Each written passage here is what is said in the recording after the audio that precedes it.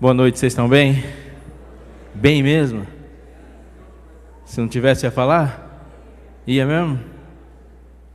Eu queria de coração também agradecer ao carinho de vocês. A igreja aqui é demais.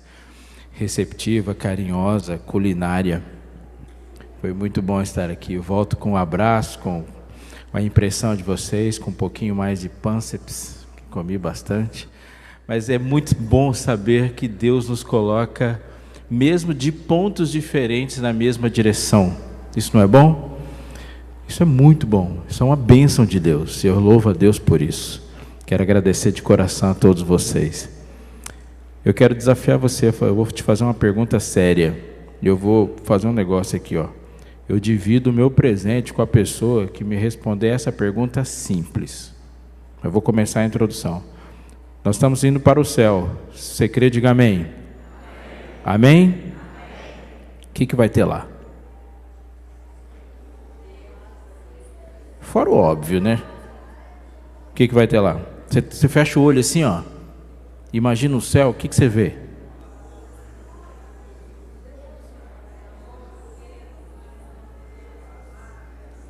Como que é a sua casa? Está imaginando a sua casa lá? No alto do monte, com flores lindas por todo o jardim? Tem uns bichinhos lá também? Então lá vem o desafio. Eu quero que você me responda duas coisas. Uma é que você cite só apenas um texto bíblico, só um, não precisa de muitos. Nem precisa dizer onde está, só se você quiser lembrar de uma frase que fala dos animais que você vai ter lá no céu.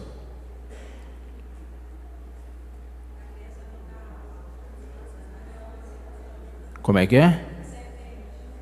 Serpente no céu? Tô fora. Fala aí um texto que tem um bicho no... O leão e o cordeiro pastarão juntos. Esse texto aí fala do bicho no céu. Tá, vamos tentar.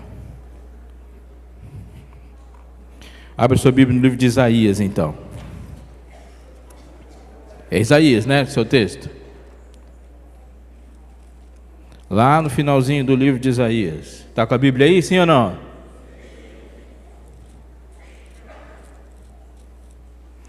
Capítulo 65.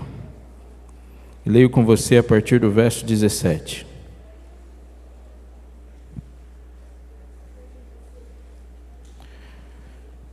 Isaías 65, leio com você a partir do verso 17. Se você já achou, diga eu achei. Importante, você tem achado. Isaías capítulo 65,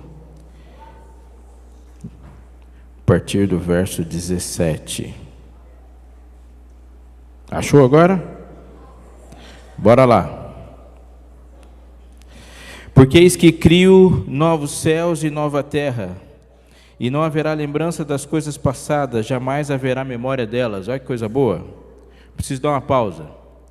Se você deixar seu dedo aí em Isaías 65, 17 e dar uma lida no que está escrito no livro de Deuteronômio, capítulo 28, eu vou ler rapidinho e já vou voltar. Versículo 23, você tem lá os castigos da desobediência. E um dos castigos da desobediência, do rompimento com a aliança com Deus, é isso aqui, ó. Os teus céus sobre tua cabeça serão de bronze, e a terra debaixo de ti será ferro.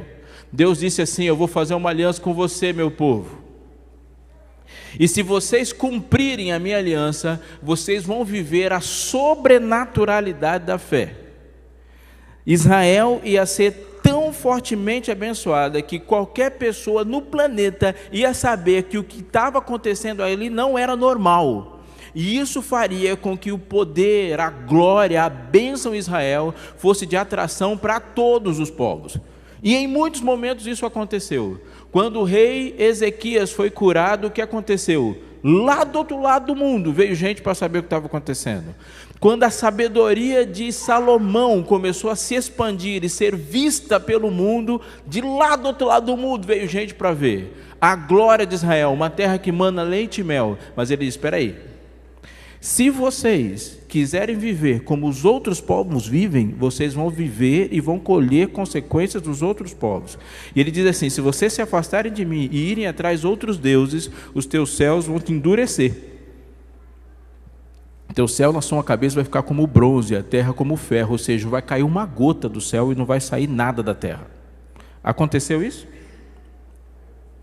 Aconteceu? Você está lembrado de algum momento que isso aconteceu? Sim, na época de Elias. O que Elias fez? Eles não estavam todos adorando Baal naquela época? O céu secou, virou bronze.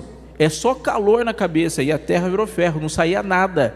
Foi fome. Quando Elias saiu, foi lá para Sarepta. E Sarepta é lá perto da terra dos fenícios. E o que a mulher estava catando gravetinho, porque acabou, não tinha mais nada. Mas também há uma profecia e uma promessa que está lá em Isaías, como está em Jeremias. Ele diz que eu crio para você novos céus e nova terra. Se você voltar, eu refaço o céu e eu refaço a terra. Quando eles gritaram: o Senhor é Deus, o Senhor é Deus, nós não vamos mais adorar Baal, o Senhor é Deus, o Senhor é Deus, o que aconteceu? Elias subiu ao monte, orou e choveu. Criar novos céus e nova terra é uma retomada da aliança. Volta para Isaías. Capítulo 65, agora eu leio 18. Mas vós folgareis e exultareis perpetuamente no que eu crio, porque eis que crio para Jerusalém alegria e para o seu povo regozijo. E exultarei por causa de Jerusalém, me alegrarei no meu povo, e nunca mais se ouvirá nela nem voz de choro nem de clamor. Não haverá mais nela criança para viver poucos dias, nem velho que não cumpra os seus, porque morrer aos 100 anos, é morrer ainda jovem, e quem pecar, só aos 100 anos será amaldiçoado. Esse texto está falando do céu? Não, não está. Não está, porque está falando de pecado. E está falando de velho, que morre velho. Eles edificarão casas e nelas habitarão, plantarão vinhas e comerão seu fruto. Nós vamos edificar casas no céu? Não. Essa cidade, Deus, como diz Hebreus, é o arquiteto e edificador. Você não vai edificar. Por que fala plantarão vinhas e comerão seu fruto? Porque tinha uma outra maldição da aliança que se cumpriu na época de Gideão. Gideão, como que começa a história de Gideão? Ele está malhando trigo onde? Num lagar. Lagar é o lugar de malhar trigo? Mas ele está malhando escondido, porque está acontecendo o quê? Eles estavam plantando para os midianitas comerem. Aquilo. O que é aquilo? Maldição da aliança. Deus falou: vocês vão viver em pecado e eu vou dar um jeito de vocês voltarem. É correção. E ele está falando: mas se vocês voltarem para mim, isso não vai acontecer. Mas ele continua: não edificarão para que outros habitem, não plantarão para que outros comam, porque a longevidade do meu povo será como da árvore, e os meus eleitos desfrutarão de todo das obras das suas mãos. Não trabalharão debalde, não terão filhos para calamidade, porque são posteridade bendita do Senhor, e seus filhos estarão com eles. E será que antes que clamem, haverá clamor no céu? Não haverá nem pranto, nem choro, nem clamor, nem dor. E agora? Estou quase matando o Papai Noel aqui. Estando eles ainda falando, eu os ouvirei. O lobo e o cordeiro pastarão juntos. E agora, hein? Lobo e cordeiro pastarão juntos? É possível lobo e cordeiro pastar juntos? É tão possível quanto o sol parar. É tão possível quanto o mar abrir.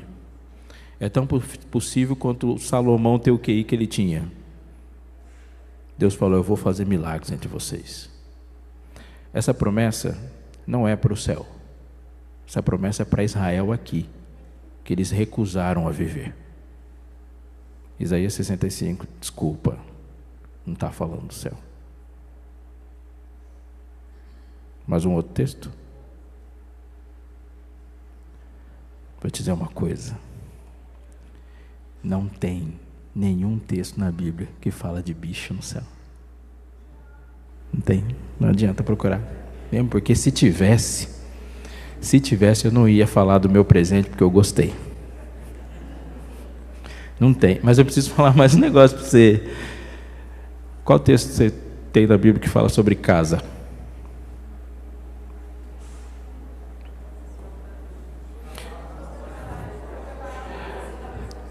Não se turbe o vosso coração, credes em Deus, credes também em mim. Na casa onde? Sua ou na casa do meu pai? No meu Pai, não é na sua. Há muitas moradas. Se não fosse assim, o vou teria dito: vou preparar-vos lugar. Sabe o que ele está dizendo com isso? Que você precisa de um intercessor. E preparar lugar é estar no santuário celestial, possibilitando a sua santidade. Ele foi preparar lugar. Porque o reino vos está preparado desde a fundação do mundo. Portanto, Jesus não foi fazer casa lá não. Porque o reino vos está preparado desde a fundação do mundo. Você acha que Jesus está 2000 anos fazendo uma casa lá? Jesus é um pedreiro lento. Não fala de casa também. Nem de flores. Ih, pastor, se não está falando disso, do que é que ele está falando? Por favor. Essa é a hora que você começa a focar e prestar muita atenção. Senão o Papai Noel fica morto e a gente não põe nada no lugar. Eu não estou dizendo para você que não vai ter bicho no céu, tá? E também não estou dizendo para você que não vai ter casa no céu. Eu estou dizendo para você que a Bíblia se revela poderosamente naquilo que ela fala, mas ela revela também poderosamente naquilo que ela não fala. E isso é muito importante para você e eu focarmos. Se ele não deu ênfase nisso, em que deu ênfase? E quando eu e você começarmos a falar de céu, há algo muito, muito importante que eu e você precisamos saber. Muito. Abra sua Bíblia, por favor, no Evangelho de Mateus, capítulo 24, e a gente começa com o que antecede esse momento, e isso é muito importante. Muito importante. Eu vou dar minha última provocada de hoje, tá? Mas é importante que você faça isso. Me diz aí, nós estamos perto do momento que vamos para o céu? Você crê que sim? Como você pode ter certeza que nós estamos perto do momento que nós estamos indo para o céu? Por causa dos? Quais? Fome, guerra, que mais? Falta de amor, que mais? Doenças, que mais? Tremor de terra, está tendo terremoto ultimamente? Que mais? E se eu falar para você que nada disso é sinal? Isso aí é tudo sinal? Nada disso é sinal. Não, não. Não é. Capítulo 24, versículo 1 diz assim: tendo Jesus saído do templo, ia se retirando, quando se aproximaram dele os seus discípulos para lhe mostrar as construções do templo. Presta atenção, Jesus está saindo e os discípulos estão vindo. Eles mostraram para Jesus as construções do templo. Ele, porém, lhes disse: não vedes tudo isso? Em verdade vos digo que não ficará aqui pedra sobre pedra que não seja derribada. Os discípulos mostram o templo e falam: Senhor, olha que beleza, que maravilha. Jesus pega um balde, enche de gelo, mistura com água para deixar a temperatura um pouco mais fria. Bonito, mas não vai ficar nada aqui. Imagine a cara dos discípulos. O meu sonho é uma Bíblia com emojis. Cara dos discípulos. Senhor, não vai ficar nada aqui? Aí imagina a cara de Jesus. Não. Eles ficaram assim, pasmados. A coisa mais importante que existe em Israel é o templo. Até hoje. E na cabeça dele assim, não vai ter mais templo. Pensaram a mesma coisa que eu e você pensamos quando alguém fala uma coisa catastrófica para a gente. Eles fizeram: é o fim do mundo. Então, pensando que o fim do templo era o fim do mundo, eles olham para Jesus e dizem assim: Jesus, então, por favor. No Monte das Oliveiras, achava-se Jesus assentado, quando se aproximaram dele os seus discípulos, com o templo na cabeça, igual você está aí com a casinha aí, com o bichinho ainda, que não superou esse negócio. Em particular, e pediram: dize-nos, quando sucederão essas coisas e qual sinal haverá da tua vinda e da consumação dos séculos? E olha a resposta que Jesus dá. O que está escrito na sua Bíblia, no versículo 4? Pensa no negócio desse. Eles chegam para Jesus e falam: Jesus, que sinal haverá da tua vinda? Ele fala: vede que ninguém vos engane. Imagine, eu cheguei aqui, nunca vim para Vitória. Quando eu cheguei em Vitória, eu falo assim: como que eu faço para ir até a prefeitura? Você olha para mim e fala: cuidado, hein? Eu só quero saber o caminho. Vede que ninguém vos engane. Por que Jesus fala: vede que ninguém vos engane? Porque a pergunta é uma pergunta de quem está pedindo para ser enganado. Porque eles não estão perguntando da volta de Jesus por causa das ações que Jesus vai fazer para a sua volta. O que estão na mente deles é uma catástrofe. Eles perguntam: olha o templo, Jesus. E Jesus fala: não vai ficar nada. Na cabeça dele, tragédias são sinais da volta de Jesus. Isso é o que aconteceu na cabeça dele. Jesus falou assim: você está prontinho para ser enganado, porque toda vez que você pensar que tragédia é sinal de fim do mundo, você vai ficar com o coração sensível e vai aparecer alguém e vai enfiar um monte de mentira na sua cabeça. Então presta atenção no que eu vou te dizer. E Jesus começa a dizer: vede, ninguém vos engane, porque virão muitos em meu nome, dizendo eu sou o Cristo, enganarão muitos. E vai enganar quem? Quem está pensando que tragédia é sinal de volta de Jesus. E ele vai continuar dizendo: certamente, não tenha dúvidas, ouvireis falar de guerras e rumores de guerra. Vede, não vos assusteis, porque é necessário assim acontecer. E como que termina o texto na sua Bíblia? O que Jesus falou sobre guerra e rumor de guerra? Que é sinal ou que não é sinal? Que não é sinal. Você vai ouvir, certeza que você vai ouvir falar de guerra e rumor de guerra, mas isso vai acontecer. Mas isso é o fim? Mas isso não é o fim. Tira a guerra da lista. Quando Jesus falou isso para eles, o Império Romano estava invadindo a França. Portanto, quem viveu na época do Império Romano não viveu um dia sequer sem ouvir falar de guerra. Quem viveu no século XX não ouviu um dia sequer sem ouvir falar de guerra, porque o século XX é a Primeira Guerra Mundial, a Segunda Guerra Mundial, é Guerra Fria, e quando a gente achava que acabou, cai o World Trade Center e começa um monte de guerra de novo. Eu ouço falar de guerra desde o dia que eu nasci. Do dia que Jesus falou isso até hoje, o planeta experimentou 7 anos em 2000. 2000 anos de história, nós experimentamos 7 sem guerra. Se guerra for um sinal da volta de Jesus, é o pior de todos, porque sempre tem guerra. Mas ele não para nisso, ele vai continuar falando. Porque se levantará nação contra nação, reino contra reino, e haverá o quê? Fome e que mais? Terremotos em vários lugares. E o que ele diz no 8? Mas isso não é fim, não. Isso é o princípio. Então sereis atribulados, os matarão, sereis odiados de todas as nações por causa do meu nome, neste tempo, no tempo em que eles seriam odiados e vos matarão. Quem seria odiado, seria morto? Os discípulos que estavam ouvindo Jesus ali na frente deles. Muitos hão de se escandalizar, trair e odiar uns aos outros, levantar-se-ão muitos falsos profetas, enganarão a muitos, e por se multiplicar a iniquidade, o amor se esfriará de quase todos. Aquele, porém, que perseverar até o fim, esse será salvo. E no 14, ele fala o único sinal até agora da voz de Jesus. E esse evangelho do reino será pregado em todo o mundo, para testemunhar todas as nações, e então virá o fim. Conclusão.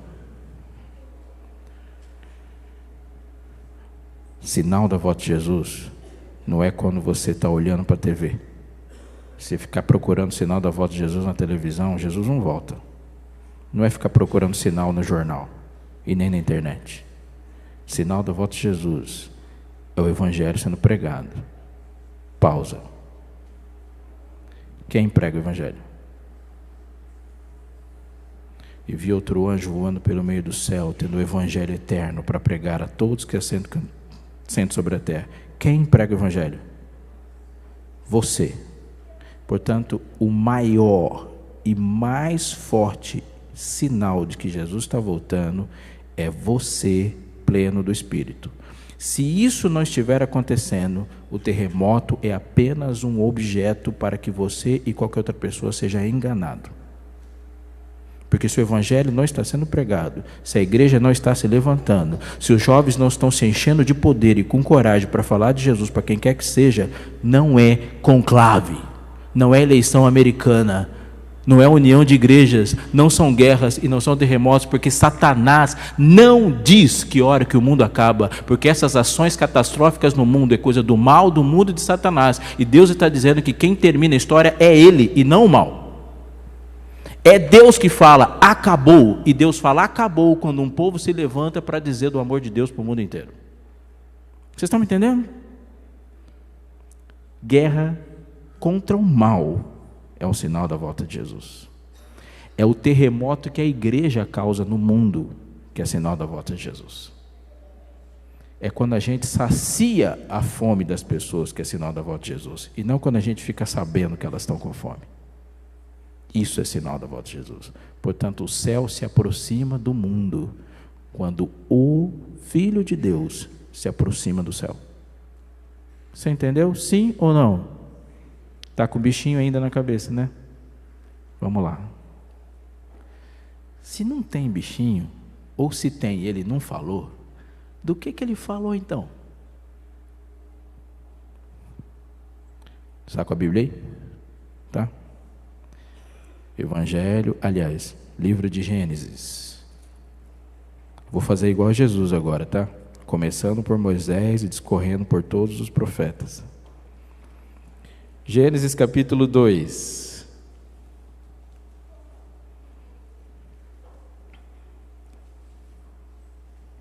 Versículo 8. Diz assim, ó: e plantou o Senhor Deus um jardim. Uma pergunta para você: na sua Bíblia está escrito jardim do Éden ou jardim no Éden? No Éden. Isso faz diferença? Faz. Ele plantou um jardim lá num lugar chamado Éden, tá? Na direção do Oriente, e pôs nele um homem que havia formado. Versículo 10. E saiu um rio do Éden para regar o jardim, e dele se dividia, repartindo-se em 4 braços.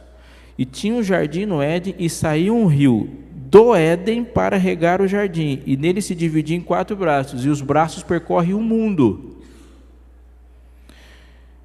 O primeiro rio chama-se Pison, que é o que rodeia a terra de Havilá, onde há ouro, provavelmente a Arábia. E depois do dilúvio esse rio deixou de existir.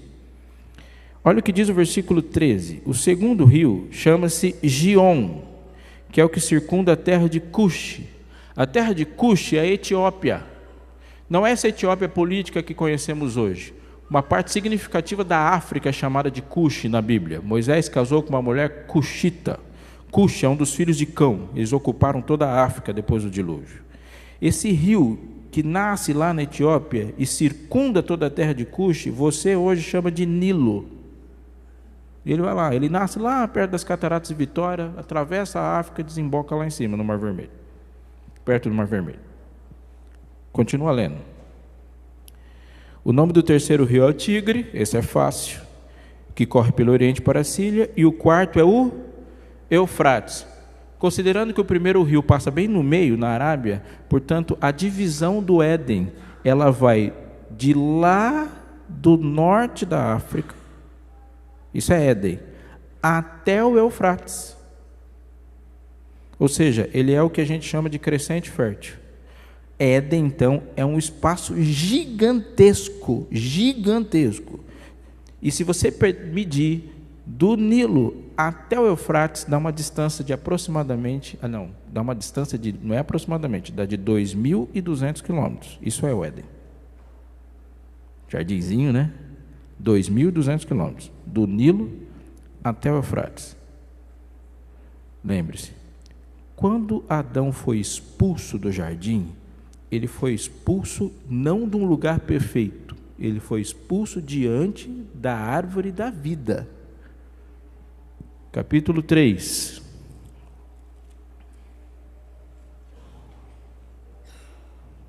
Versículo 22. Então disse o Senhor Deus: eis que o homem se tornou como um de nós, conhecedor do bem e do quê? Assim que não estenda a mão e tome também da árvore da vida, coma e viva eternamente. O Senhor Deus, por isso, lançou fora do jardim do Éden, a fim de lavrar a terra de que fora tomada. Essencialmente, Adão foi expulso da árvore da vida, da presença direta de Deus. De lá ele foi expulso. É interessante que a palavra Éden na Bíblia tem esse significado. Éden significa delícia, e é, em essência, a delícia da presença direta de Deus. Vocês estão me entendendo? Davi não saiu de um lugar maravilhoso e foi morar no lugar ruim, porque o mundo inteiro era perfeito. Ele saiu da delícia da presença direta de Deus. Éden, portanto, é mais do que um lugar, é mais do que um território, é um conceito. Vá para a sua Bíblia, pega sua Bíblia e vai para o livro de Ezequiel.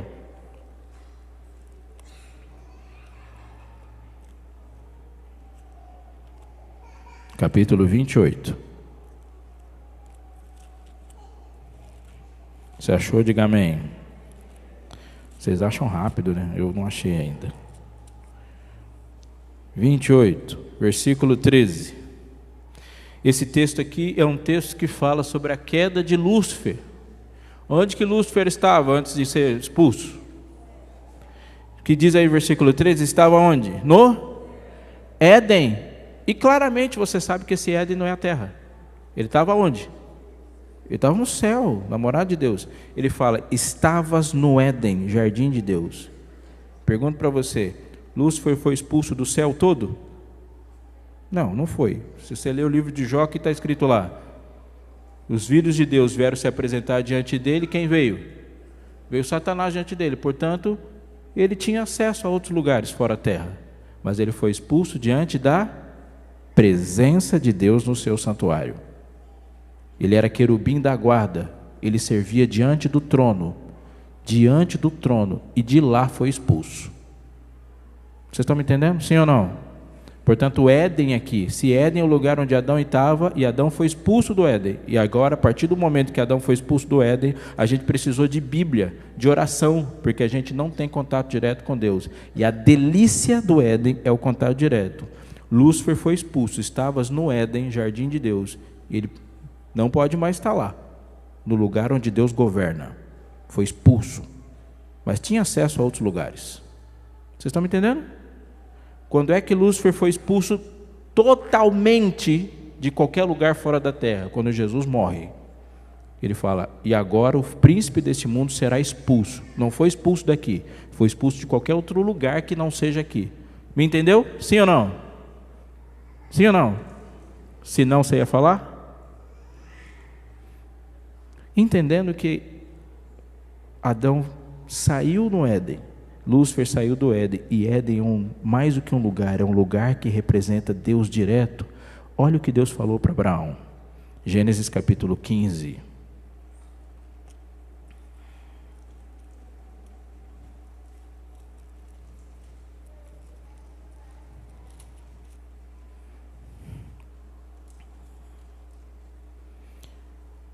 Versículo 18, diz assim: naquele mesmo dia fez o Senhor aliança com Abrão, dizendo, a tua descendência dei esta terra, que vai do quê? Desde o rio do Egito até onde? Até o Eufrates. Quando Deus fez uma promessa para Abraão, ele não prometeu a Cisjordânia, só a Palestina, o que é Israel hoje. Ele prometeu uma terra que vai desde o rio do Egito. Que rio que é esse? O Nilo até o Eufrates. Portanto, o que Deus prometeu a Abraão foi o quê? O Éden. A tua descendência dessa terra. Mas se você ler a Bíblia, se você vai ler Juízes, vai ler Josué, vai ler Reis, vai ler Crônicas, vai ler todos os profetas, você não vai ver em nenhum momento o povo de Israel se apossando de um território que vai desde o Egito até o Eufrates. Não tem isso. No máximo, Salomão, no ápice, pegou impostos em áreas desse tamanho. Mas não tem. Tanto é que Israel é uma faixinha ao lado direito e esquerdo do Jordão. É aquilo ali a terra que eles tomaram posse. A terra desde o Egito até o Eufrates, ele nunca tomou posse. Mas a tua descendência que eu dei essa terra. Ou seja, vocês vão voltar para a terra que é a terra prometida. E a terra prometida não é Canaã. Terra prometida, onde Deus criou para colocar os filhos dele, ele chamou de Éden. E Éden é muito mais do que um lugar legal, é um lugar onde você e ele passam tempo juntos, sem nada que interfira entre você e ele. Isso é o que ele prometeu. E é grande esse lugar. Continue lendo, por favor.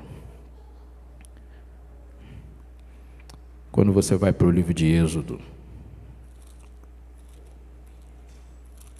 Deus vai falar um negócio que a gente tem que começar a prestar atenção.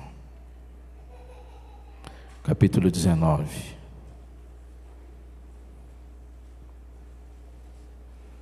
Verso 6. Êxodo capítulo 19, verso 6. E lá diz assim, ó: vós me sereis, o que está escrito na sua Bíblia? Reino de sacerdotes e nação santa. Deus olhou para Israel e falou: vocês vão ser um reino de sacerdote e nação santa. Quando ele fala para nós, ele diz a mesma coisa. Vós sois o que? Nação santa, sacerdócio real, povo de propriedade exclusiva de Deus. E deste ponto para frente, desde o Êxodo, aliás, fazendo eco ao Gênesis, todas as vezes que Deus fala com seus filhos, Ele fala em termos de realeza, na Bíblia toda. No Salmo 23, que eu não vou ler porque você conhece de cor, ele diz assim, ó: preparas-me uma mesa perante mim, na presença dos meus inimigos. Não é isso que tem lá? Unges a minha cabeça com óleo e o meu cálice transborda. Preparas-me uma mesa na presença dos meus inimigos. É uma coisa que só acontece com realeza. Só tem um tipo de gente que senta-se à mesa do rei. Só a realeza faz isso. Livro de Daniel.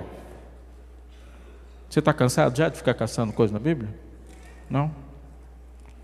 Livro do profeta Daniel.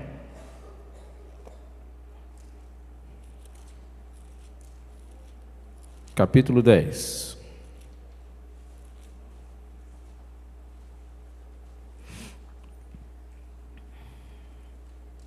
Versículo 2. Naqueles dias, Daniel 10, lendo com você o 2. Eu, Daniel, pranteei durante 3 semanas. Manjar desejável não comi, nem carne nem vinho entraram na minha boca. E o que ele diz aí? Nem me ungi com óleo algum, até que se passaram 3 semanas inteiras. Por que ele está dizendo não me ungi com óleo algum? Porque todas as vezes que se come à mesa do rei, se unge. Toda pessoa que come à mesa do rei come perfumada. Quando aquela mulher que foi ungir Jesus, pegou perfume, quebrou e passou na cabeça de Jesus, ela está falando: você é rei, e quem come à mesa do rei come perfumado. Isso é cultura Israel. Um israelita nunca come sem estar perfumado e sem estar lavado. É sério, porque comer com alguém significa fazer uma aliança com alguém. E ele diz assim: eu não apenas vou comer com você, eu vou comer com você à minha mesa. Tem um tipo de gente que come à mesa do rei, do lado do rei, o filho dele. Quando ele fala, unges minha cabeça com óleo, ele está dizendo, estou comendo à mesa do rei. Daniel, que comia à mesa do rei, fala, naqueles dias não me ungi com óleo nenhum. Todas as vezes que Deus fala a seu respeito, Ele fala nesses termos: vinde bendito de meu Pai, entrar em posse do quê? Do reino, que você está preparado desde a fundação do mundo. Ele diz que quando você chegar no céu, o que Ele vai te dar? Que tipo de gente usa coroa? Só tem um tipo de gente que usa coroa. Dê um salto aí na sua Bíblia para o livro de Lucas.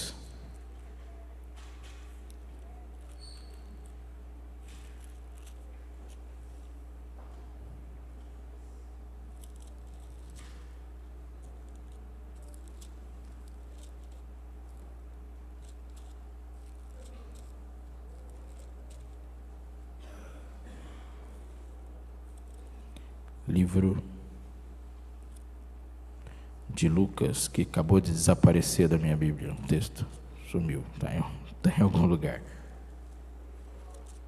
Já vai estar aqui.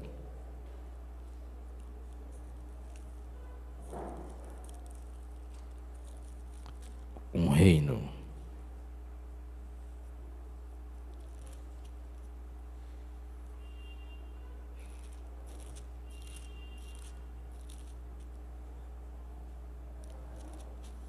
Sumiu, uma hora vai aparecer, então eu vou para outro, para o livro de Apocalipse. Está com a Bíblia ainda? Livro de Apocalipse. E aqui eu vou dizer para você, se não tem bichinho, o que ele falou que tem? capítulo 3. Um dos textos mais lindos da Bíblia. Verso 21. Lucas capítulo 3. Leio com você o verso 21. Achou? Se achou, diga achei. Eu falei Lucas ou falei Apocalipse? Eu estou igual com você no bichinho. Apocalipse 3, 21. Apocalipse capítulo 3, verso 21.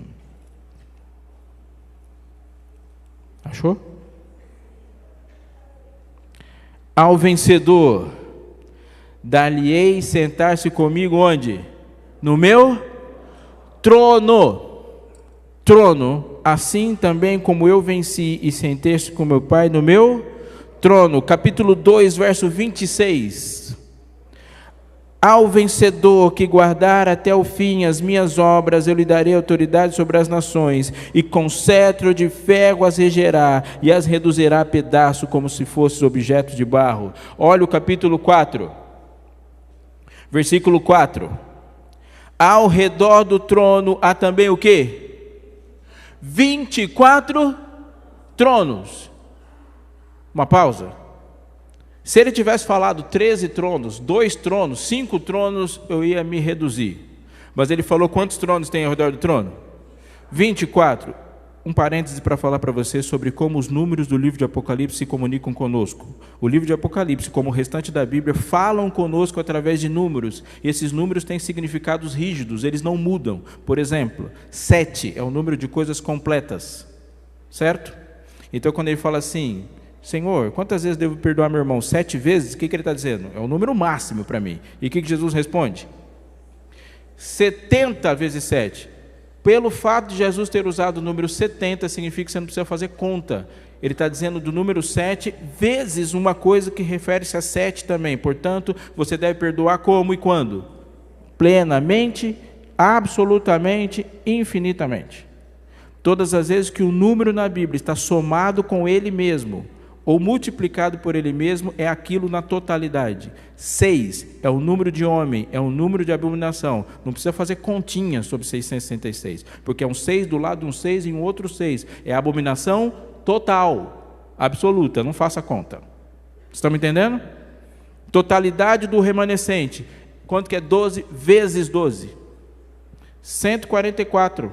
Portanto, é aquele número na sua totalidade. Não faça conta, não são exatamente 144 mil, porque é um número simbólico vezes ele mesmo. Ao redor do trono tem quantos tronos? 24. Quantos são o número de tribos que compõem o povo de Deus no Antigo Testamento?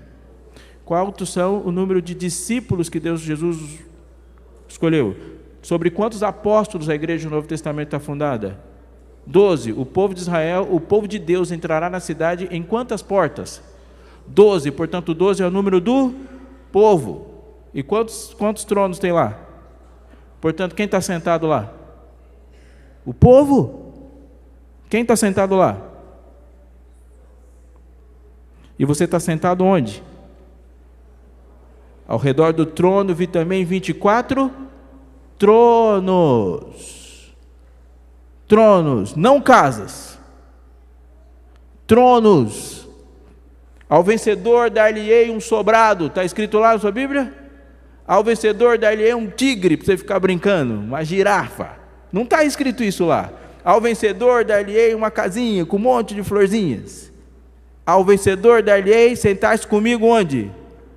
No meu trono. É isso que está lá. Trono. Trono. Quando você vai para o final da Bíblia, capítulo 20...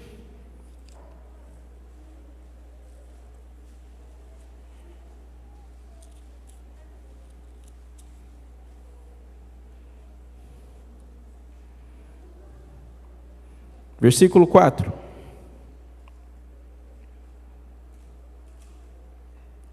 Achou? Vi também o quê? Tronos. E nesse sentaram os aqueles aos quais foi dada autoridade de julgar. Tronos. Tronos. Tronos. Não há casas. Não há bichos, há tronos. No tempo todo na Bíblia, tronos. Se você estava aqui ontem de manhã, você já deve ter percebido que nós estamos falando da mesma coisa.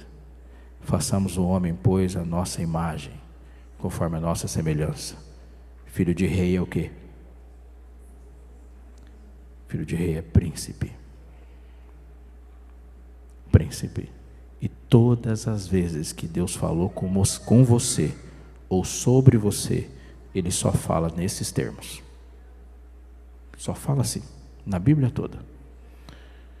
Quando você dobra os joelhos para falar com Deus, Ele não fala assim, ó, para tudo que um pecador está falando. Ele fala, para que meu filho está falando.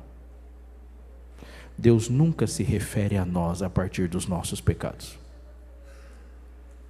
Deus não nos trata a partir dos nossos pecados. Ele nos trata a partir dos seus propósitos. Guia-me pela vereda da justiça por amor do seu nome que está em você. Chamei-te pelo meu nome. Tu és meu. Você, para o céu, seja lá qual for a sua história de pecado, é filho de Deus. E nenhuma outra criatura descrita em toda a Bíblia refere-se a Deus como Pai. Só seres humanos. E nenhuma outra criatura em toda a Bíblia é descrita como sendo a imagem e semelhança de Deus. Só seres humanos. E para todos os seres humanos a promessa é: ao vencedor te darei um trono. E onde que vai estar sentado esse trono? No Éden. Ao redor do trono. Ao redor do trono. Se você olhar com um pouco mais de atenção para aquilo que a Bíblia descreve como cidade santa, diz no versículo 16 do capítulo 21. Você está acordado? Sim? Está pensando no bichinho ainda? A cidade está comigo? A cidade é como? Quadrangular, de comprimento e de largura iguais, e mediu a cidade com vara até quanto? 12.000. Sabe quanto que está 12.000 estádios? Sabe que dá 12.000 estádios convertendo na nossa medida? Chuta aí quanto dá 12.000 estádios. Dá 2.200 quilômetros. É a distância do Nilo até o Eufrates. A cidade tem 12.000 estádios, 2.200 quilômetros. Para onde é que essa cidade vai? Para onde é que você vai? Para um lugar onde nunca deveria ter saído. A cidade é quadrangular. Isso quer dizer que o seu comprimento, medida de altura e largura são iguais. E ela é como? Toda de?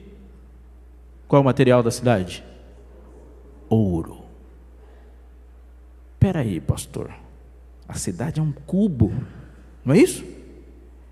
Aí eu fico vendo aquelas imagens do flanelógrafo que vive me assaltando, e o que eu vejo lá é uma cidade cheia de ponta, né? Assim, parecendo um Beto Carreiro World pintado de amarelo, uma coisa meio Disney, meio Kremlin. E aí o desenhista tenta dar um jeito de ficar com esse negócio de medida, aí põe uma torre bem no meio para ficar alta, assim.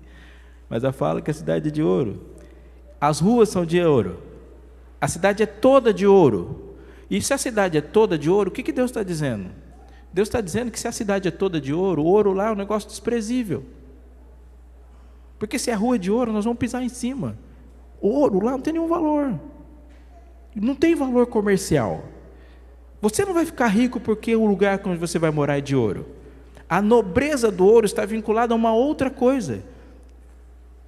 Livro de Reis. 1 Reis 6:20. Nosso texto chave. 1 Reis, capítulo 6, verso 20.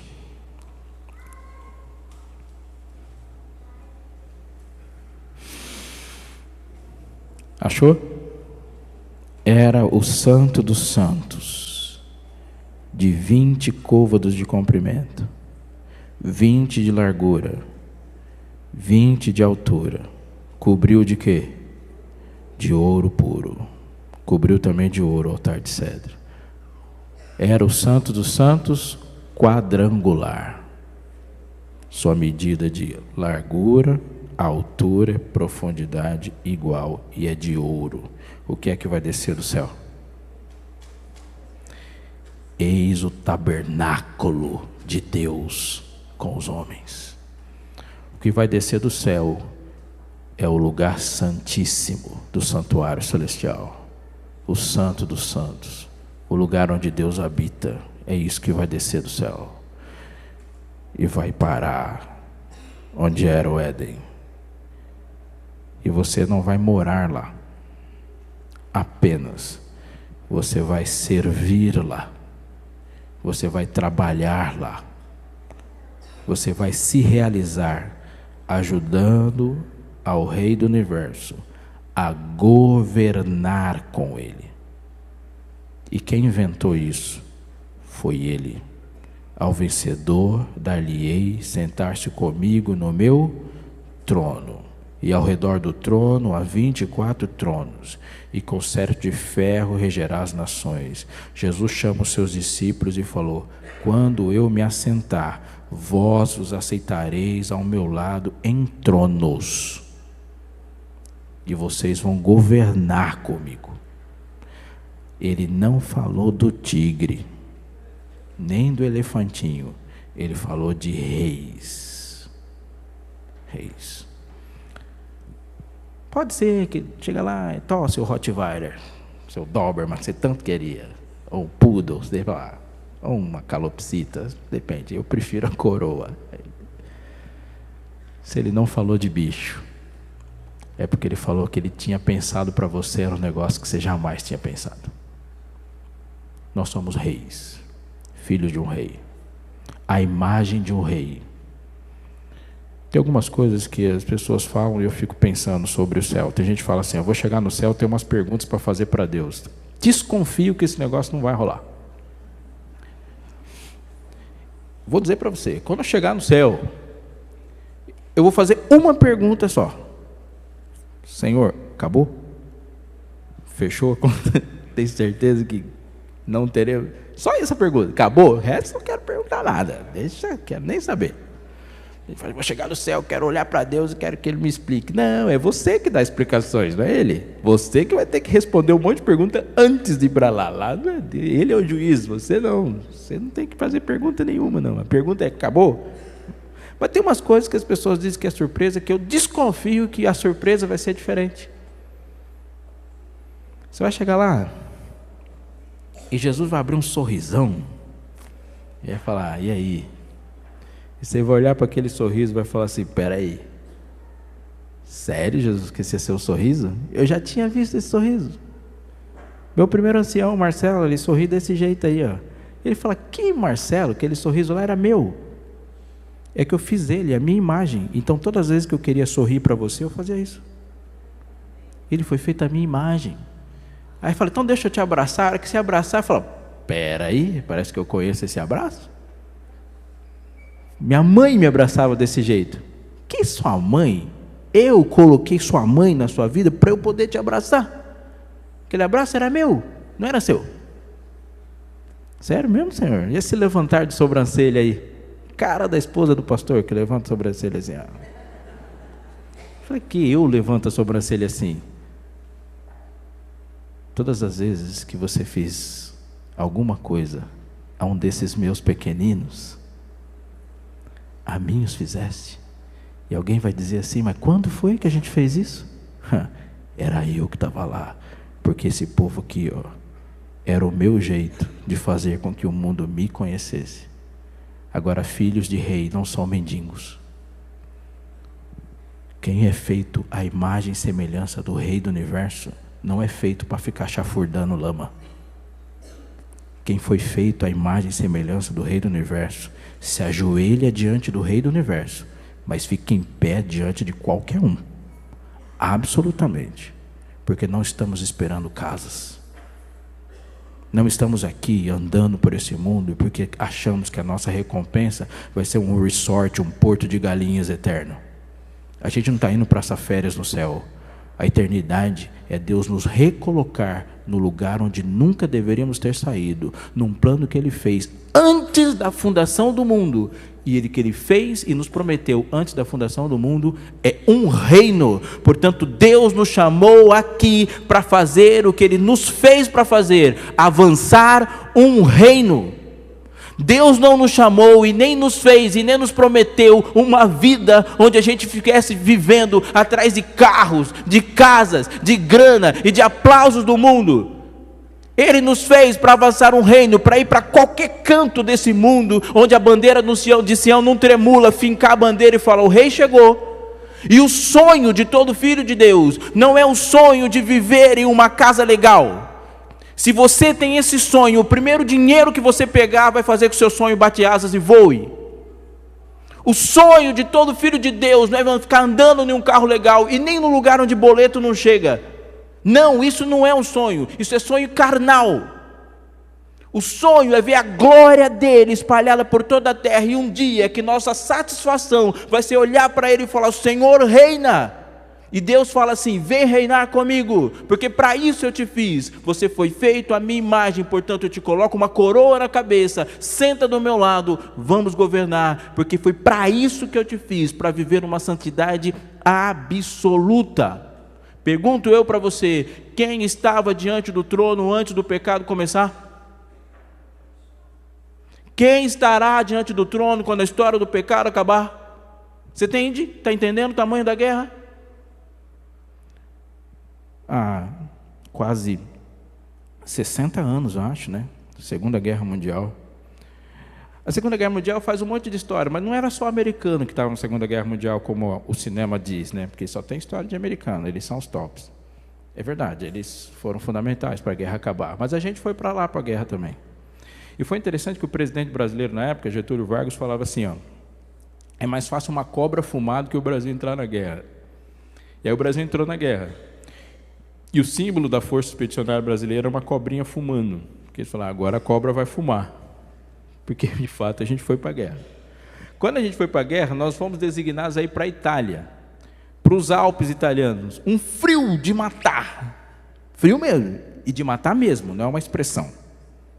E quando o Brasil foi para a guerra, eles foram para tomar como missão inicial um monte chamado Monte Castelo, onde tinha uma base nazista. Os soviéticos começaram a dominar Hitler e ganhar das forças nazistas de leste para oeste. Os americanos e os aliados vieram de oeste para o sul, de oeste para leste, mas de sul para norte travou, porque quando começou a tomar-se a Itália, aquele monte era impossível. Primeiro porque os nazistas estavam num monte onde, do ponto onde eles estavam, eles viam tudo, e quem estava subindo não via nada. Se subir de dia, você fica um alvo muito visível. Se subir de noite, não precisa de nazista. O frio te mata, porque tem que subir rastejando. E conforme a noite vai caindo, a temperatura vai junto. E tem que subir de noite. Ou seja, você tem que começar a subir às 6 da noite, e à meia-noite já tem que ter resolvido o problema. Se isso não acontecer, você vai morrer congelado. As tropas brasileiras chegaram e fizeram uma primeira tentativa, e foram detonados. A segunda, mesma coisa. Terceira, mesma coisa. A quarta também. Na quinta tentativa, o general de exército do Brasil falou: nós vamos subir todo mundo, e puxou todos os pelotões e batalhões que estavam espalhados pela Europa para fazer a mesma coisa. Todo mundo sabia que aquilo era a coisa mais insana do mundo, porque se fosse derrotado não tinha mais exército. Mas eles foram. Os americanos tinham tentado fazer e tinham tomado um couro lá. Os ingleses também. Os franceses já tinham apanhado um bom tempo. E era uma ideia, né? Já que vai morrer, vai brazuca, né? E a galera começou a subir. Só que tinha que subir à noite. Quando chegou à meia-noite, aquilo estava tão dramático, porque há uma frase sobre esse dia e todos os outros dias que eles dizem assim, ó: se você ouviu o tiro, é porque não pegou em você, porque a bala vem mais rápido que o som. Tiro se sente, depois se ouve. Então os caras estavam subindo, cotovelo no chão, ele escutava o grito do companheiro e depois o barulho do tiro. E era subindo e alguém ficando, subindo e alguém ficando, subindo e a hipotermia começando. Quando deu meia-noite, eles já tinham perdido tanta gente que aquilo já tinha se tornado uma missão suicida. Porque se voltar, iam tomar tiro nas costas. E se continuar, iam tomar tiro no peito. Fim de conversa. Naquele momento, eles começaram a conversar entre eles. Todo mundo vestido de verde, todo mundo com as insígnias, e lutando por um negócio que na cabeça deles não fazia nem sentido, e uma boa parte deles nem sabia por que estava lá. Mas nessa conversa eles falaram assim: cara, nós viemos juntos, navegamos juntos, mas não sei quem é você. Quem é você? De onde você veio? E aí ele falou assim: olha, eu sou da Bahia. Ah, é? Nunca fui para a Bahia. A Bahia é legal, cara. E você? Eu sou gaúcho. E você? Eu sou de São Paulo. Lá não tem tanta praia legal assim, mas é melhor que o Rio Grande do Sul. Brincadeira. Não, você não é gaúcha, né? Tem gente que é gaúcha. E você é de onde? E ali começou a surgir uma conversa que virou uma música. Porque a música começa assim, ó: você sabe de onde eu venho? E alguém responde: venho do Morro do Engenho. E alguém que era do Mato Grosso, ou talvez de Amazonas, do Pará, fala da selva. E outro falava do cafezal, da boa terra do coco, da choupana onde um é pouco, dois é bom, três é demais. E outro continuava: venho das praias sedosas, provavelmente capixaba, né? Das montanhas alterosas, um mineiro, do pampa do seringal, das margens crespas dos rios, dos verdes mares bravios, da minha terra natal. E o coro é interessante, que ele fala assim: por mais terras que eu percorra, não permita, Deus, que eu morra sem que eu volte para lá. Você sabe de onde eu venho? Alguém falou. O outro falou: é de uma pátria que eu tenho no bojo do meu violão, que de viver em meu peito foi até tomando o jeito de um enorme coração. E alguém falou: venho do verde mais belo, do mais dourado amarelo, do azul mais cheio de luz. Você sabe de onde eu venho? E alguém falou: minha casa não tem nada tão legal assim, mas eu deixei minha noiva lá. E eu disse para ela que eu ia voltar e casar com ela. Eu venho da minha Maria, cujo nome principia na palma da minha mão. Você sabe de onde eu venho? Venho do meu pé de jacarandá. Antes de o sol rasgar o horizonte, esse monte de gente doida que começaram a cantar de madrugada tinham queimado uma bandeira nazista, tomado o monte, entraram no navio e voltaram para casa. Porque naquele dia eles descobriram que uma guerra de verdade não se faz por ideologias. Não é questão de socialismo, capitalismo, nazismo, nem outro ismo. O que fez eles subirem um monte e fincarem a bandeira da pátria lá em cima era uma enorme vontade de voltar para casa. Não era para conquistar novos terrenos, era para voltar para casa. E quando alguém apontou uma espingarda para ele e o ameaçou desistir, o que fez ele subir foi uma pergunta só: você sabe de onde eu venho? Porque eu passo meus dias, o tempo todo, sendo violentamente tentado a viver uma vida muito abaixo daquela que Deus pensou para mim. E a cada dia que passa, eu escuto a voz do tentador tentando me chamar para trocar um reino e um trono por um sonhozinho aqui, por 4 ou 5 aplausos de outros seres humanos. E Deus me diz: fala para ele, Robson, você sabe de onde eu venho? Porque quando eu abro o meu computador e a tela da internet aparece na minha frente, Satanás fala assim: tem coisa para você fazer aqui que vai ser legal. Quando Jesus fala, pergunta para ele: você sabe de onde eu venho? Você sabe de onde eu venho? Quando eu olho para o meu mestre, ele não estava lá na cruz para fazer com que você ficasse hoje aqui sentindo vontade de ter a vida que o Neymar tem. Não, não, ele te prometeu um reino, um trono, não um conforto. É muito mais do que isso, é pegar você e colocar você de volta no lugar que ele criou você, porque cristianismo não é ter, não é fazer, é ser. Eu sou filho de Deus, e isso tem que significar alguma coisa quando eu saio para trabalhar. Deus falou, você vai vir, e a primeira coisa que eu vou colocar na sua mão é uma coroa, para que você saiba por que é que eu te trouxe para cá.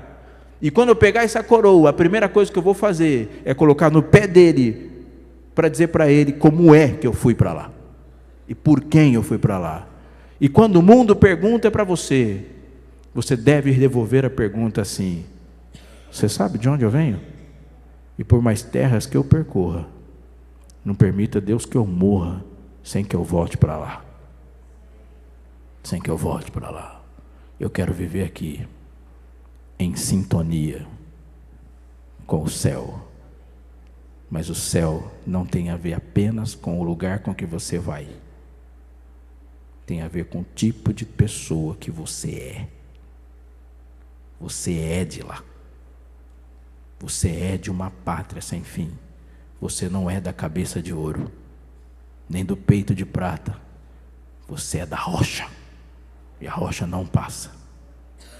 Eu vou orar com você ao terminar esse culto e essa semana. Eu vou orar agora. Mas eu preciso te fazer uma pergunta séria. Antes de você dizer para o mundo, você sabe de onde eu venho? Você sabe de onde você vem? As pessoas que estão vivendo perto de você sabem de onde você vem? A minha oração vai ser para que Deus faça duas coisas na minha vida. Primeiro, que Ele desmanche as bagagens que eu fiz, porque Deus não vai abençoar seus planos. Ele nunca prometeu isso.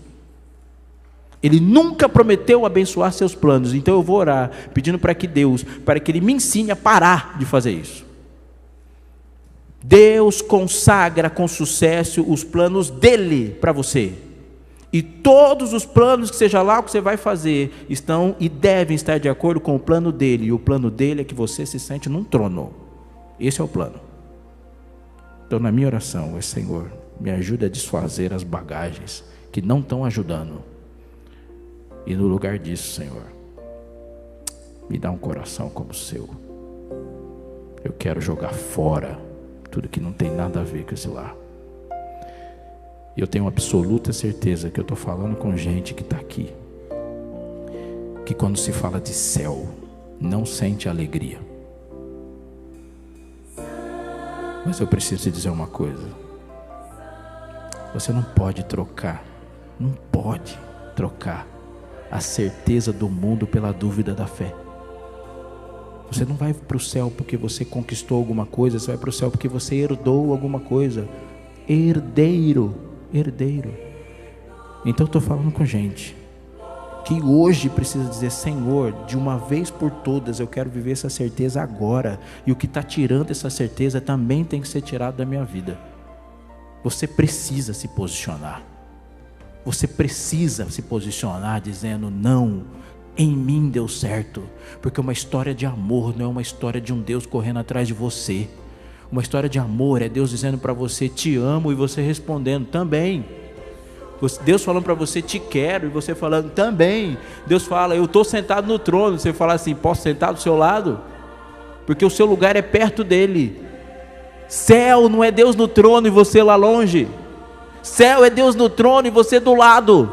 Isso que ele disse, isso é Éden. E você precisa dessa alegria, dessa certeza hoje, porque se você não tiver essa certeza hoje, você não consegue vencer o pecado. Davi falou isso: Senhor, devolve-me a alegria da tua salvação, porque é isso que vai te fazer contente para enfrentar tudo que vier pela frente. É saber que nada que te foi oferecido vai ser superior àquilo que você tem herdado. Portanto, você precisa hoje falar para Deus: Deus, eu quero essa certeza a despeito de mim mesmo. E se tem alguma coisa hoje que é preciso ser vencida, rompida ou adquirida, isso tem que acontecer agora, porque você não pode se permitir passar por esta porta dessa igreja do mesmo jeito que você veio. Então eu vou orar com você, por você, mas eu preciso orar com você dizendo: é no meu lugar que você está orando. Eu vou dizer: Deus, pega na tua mão, pega na tua mão e me leva. Quem diria isso hoje? Você tem coragem de ficar em pé?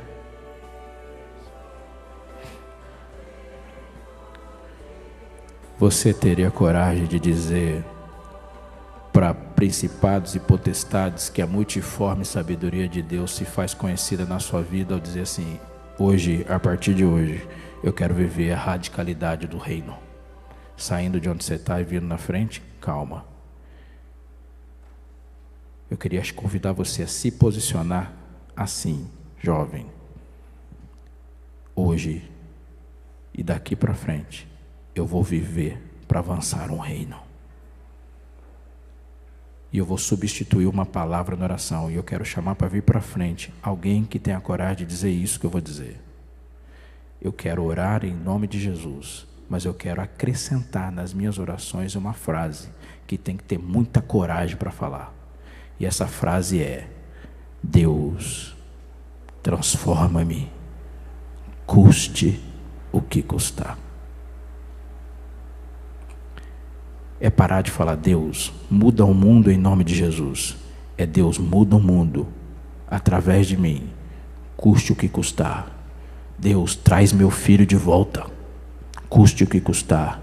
Deus, converte meu pai e minha esposa, custe o que custar. Deus, reaviva a igreja e me usa para isso, custe o que custar. Deus, eu quero ser um novo ser em teu nome, custe o que custar. Quem vem? Escutei um amém? Não escutei um amém. Escutei um amém? Jovem, Deus não chamou você para entregar o bagaço para Jesus. Deus chamou, e Deus falou: lembra-te do teu Criador nos dias da tua mocidade. Porque embora o pessoal fala que é o ministério da melhor idade, Salomão discordaria, viu? Ele falou que são dias maus. Então é para você vir hoje. Hoje. Como que é o seu nome? Você é de óculos. Vem aqui, brother. Você não tem que ficar aí. Você tem que pegar o povo e sair. Vem, cara. Aqui na frente. Aqui. Deus chamou você para sair ripando. Vem aí, cara.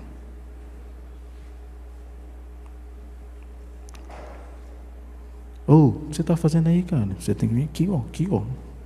Você é o primeiro da fila, cara. Pode vir aqui, o pessoal vai dar licença. Tem um monte de velho aqui na frente, vocês ficam aí lá no fundo. Hã?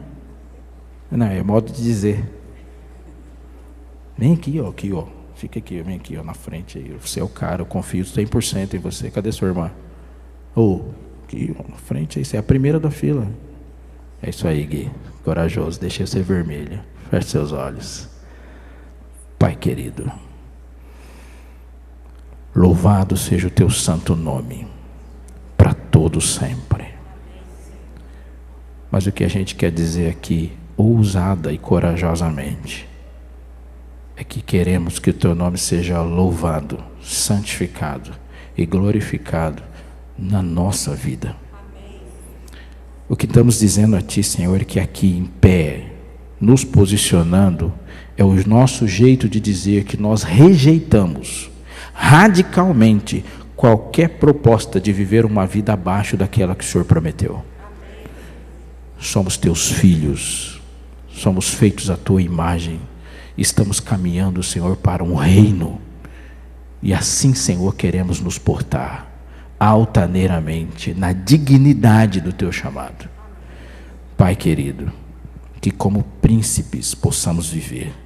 Portanto, Senhor, dá-nos essa sintonia com a eternidade. Dá-nos, Senhor, um desejo irresistível, incontido, pela delícia da tua presença. pelo acesso a Ti, Senhor, e que nenhum de nós se contente com nenhum lugar, nenhuma circunstância, nenhuma situação, onde o Teu nome não esteja sendo glorificado e a Tua presença não esteja fortemente sentida. Pai querido, faz-nos, Senhor, ter coragem e vontade de avançar um reino, e tira da nossa vida, Senhor, em nome de Jesus, tudo que ainda insiste em ocupar espaço e não faz parte da pátria, Pai. Pai querido, que na nossa boca esteja pronta, Senhor, a pergunta diante de qualquer tentação de ser pouco, de viver uma vida medíocre ou irrelevante, ou com desejos, Senhor, carnais, e que a gente possa sair daqui perguntando para qualquer pessoa: você sabe de onde eu venho? Porque, Senhor, nós viemos do Éden, de um lugar onde nos encontramos contigo, e é para lá que nós vamos voltar, pelo Teu poder, pela Tua graça, pela Tua misericórdia. Pai querido, dá que esse reino, que esse império do amor seja real nesta igreja, seja real em cada vida, em cada lar aqui presente, e que, Pai, que nenhum ser humano deste mundo tenha o mínimo de dúvida que se encontraram contigo depois de passar tempo com seus filhos daqui, mas que todos saibam de quem somos, para onde vamos e o que faremos, Senhor, em Teu nome, daqui até o fim, no nome santo de Jesus. Amém.